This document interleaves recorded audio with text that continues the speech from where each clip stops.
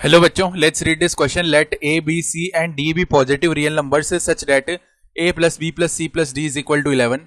If the maximum value of a raised to power 5 b cube c square d is 3750 beta and the value of beta is, तो हमें beta का value बताना है. Start कर लेते हैं हमारे की कॉन्सेप्ट से. की कॉन्सेप्ट देखो क्या हो जाएगा. हम जानते हैं कि अरिथमेटिक मीन जो कि am होता है वो always greater than equal to किससे होता है, ज्योमेट्रिक मीन से. ठीक है, तो अब हम क्या करेंगे, देखो यहां पे अगर हम ले रहे हैं 11 नंबर्स तो उनका जो अरिथमेटिक मीन है वो कैसे निकालेंगे, सम कर लेंगे सभी नंबर्स का और अपॉन में 11 कर देंगे.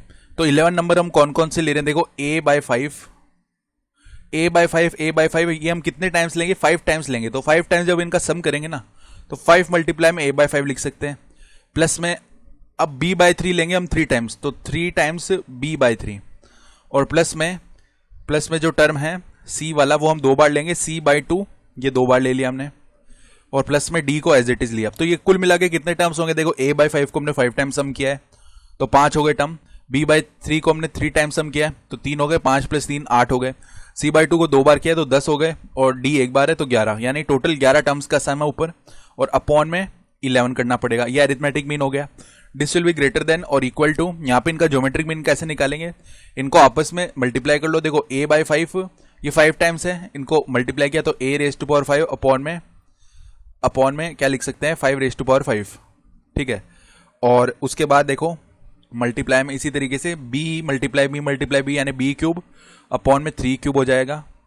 और मल्टीप्लाई में इधर c स्क्वायर अपॉन में 2 स्क्वायर हो जाएगा. मल्टीप्लाई में d आ जाएगा और इसकी पावर कितनी लग जाएगी, 1 अपॉन में 11, क्योंकि ये होगा ना इसका ज्योमेट्रिक मीन. तो अब देखो ये तो ऊपर कितना बन गया, a plus b plus c plus d, a plus b plus c plus d. This will be greater than और इक्वल टू.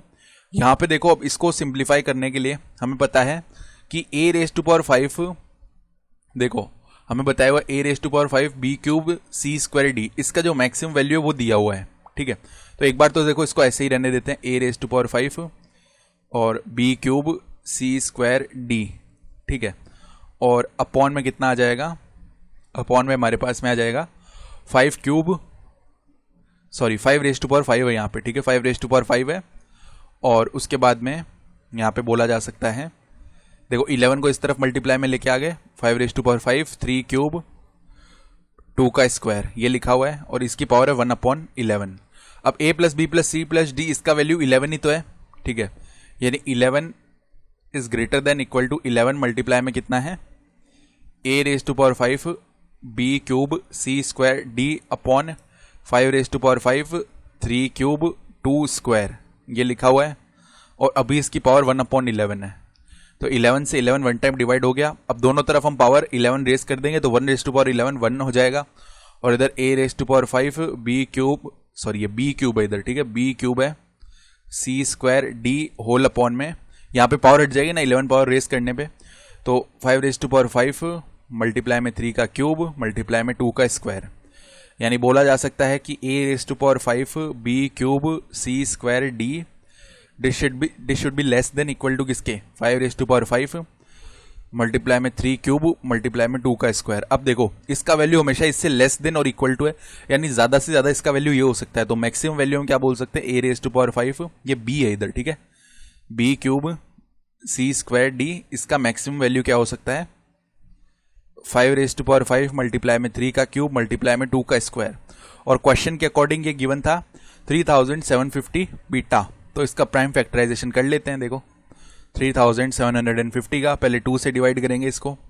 ठीक है, तो देखो कितना आएगा, 1 आ जाएगा, देन इधर 8 आएगा, देन 7 आएगा, देन 5 आ जाएगा. ठीक है, देन देखो ये किससे डिवाइड हो जाएगा, ये 3 से डिवाइड हो जाएगा, 3 से डिवाइड करेंगे तो यहाँ पे 6 आएगा, देन 2 आएगा, देन 5 आ जाएगा. ठीक है, देन अगेन ये 3 से डिवाइड हो जाएगा. देखो 3 से होगा या नहीं होगा, 3 से नहीं होगा, 5 से होगा. ठीक है, 5 से होगा कितने टाइम्स, यहाँ पे 1 आ जाएगा, देन 2 आ जाएगा, देन 5 आ जाएगा, देन अगेन 5 से होगा 25 टाइम्स, 5 से होगा 5 टाइम्स और 5 से होगा 1 टाइम. तो 2 मल्टीप्लाई 3 देखो किस तरीके से आ जाएगा, ये 2 मल्टीप्लाई 3 मल्टीप्लाई में 5 रेज टू पावर 4 आ रहा है, 5 रेज टू पावर 4, ये तो 3750 हो गया और मल्टीप्लाई में बीटा भी तो है. अब देखो इधर से ये दोनों डिवाइड हुए तो 5 बच गया, उसके बाद देखो यहाँ पे 2 इसको 2 टाइम्स डिवाइड कर देगा, 3 इसको 3 स्क्वायर टाइम्स डिवाइड कर देगा, यानी बीटा का वैल्यू आ गया 5 मल्टीप्लाई में 3 का स्क्वायर यानी 9 मल्टीप्लाई में 2, तो ये आ जाएगा 90। रिक्वायर्ड आंसर 90 है, तो ऑप्शन ए सही है। I hope you understood this explanation. Best of luck.